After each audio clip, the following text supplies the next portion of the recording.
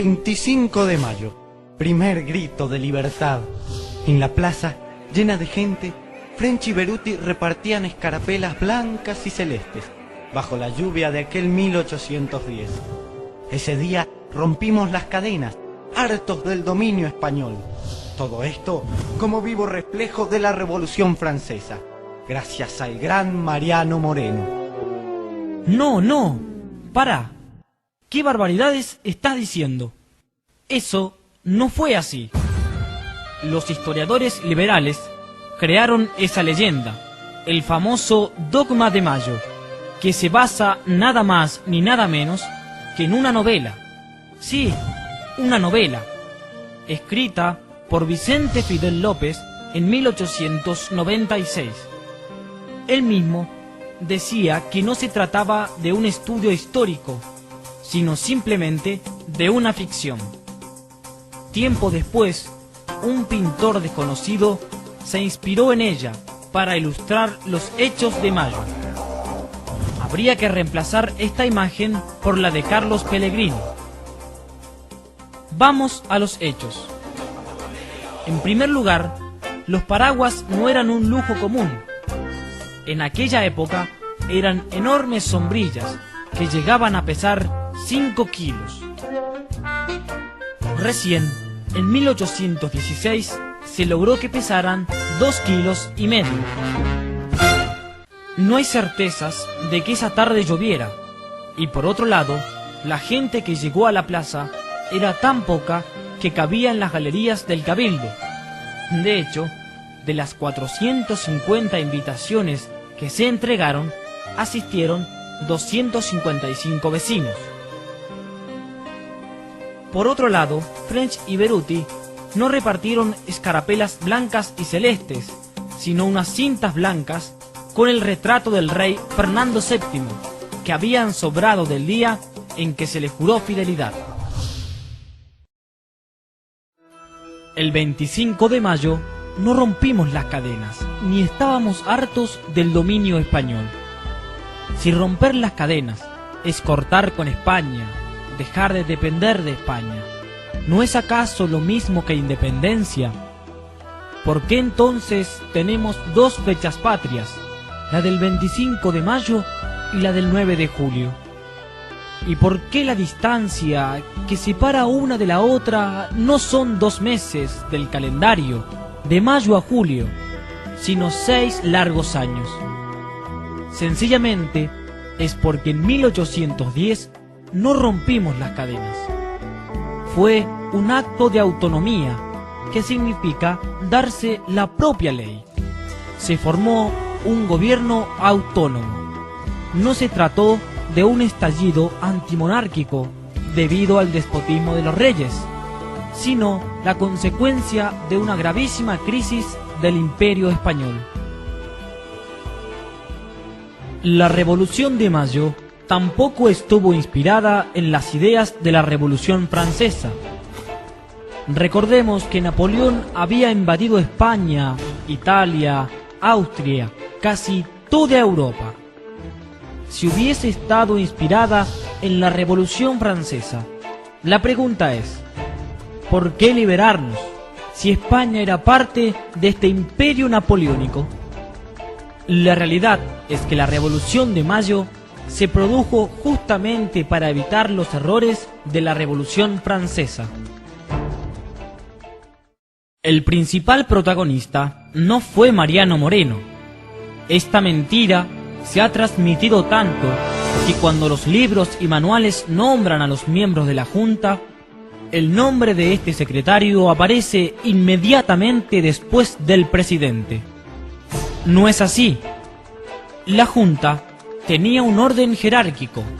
La encabezaba el presidente Cornelio Saavedra. Le seguían los 6 vocales en orden establecido. Y por último, había un primer secretario y un segundo secretario. Este último era Mariano Moreno. Lamentablemente, como dice Irasusta, a poco de iniciarse la empresa por el gobierno propio, los ideólogos prevalecieron sobre los prudentes para orientarlo todo en sentido opuesto.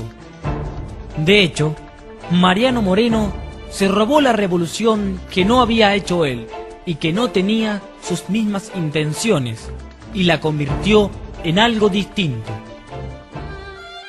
Vicente Fidel López, el autor liberal de la novela sobre la Semana de Mayo, nos dice sobre Mariano Moreno: por desgracia suya, había nacido con una fantasía tan viva cuanto asustadiza y cobarde. Estaba sujeto a insomnios terribles, en medio de los que veía a sus enemigos acechándolo con puñales unas veces y otras encarcelándolo para arrastrarlo a la horca. Nuestro personaje verdaderamente era un ideólogo cobarde y de ningún modo el prócer de la revolución. Ciertamente, el verdadero y primer protagonista fue Cornelio Saavedra.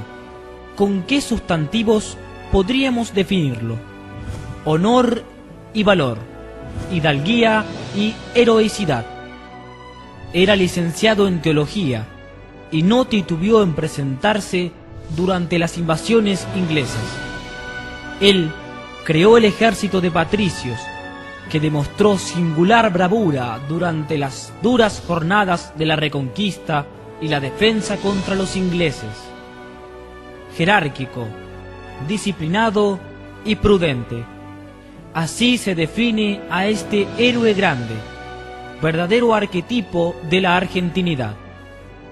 La revolución fue un acto de lealtad, definición política y de fidelidad al origen.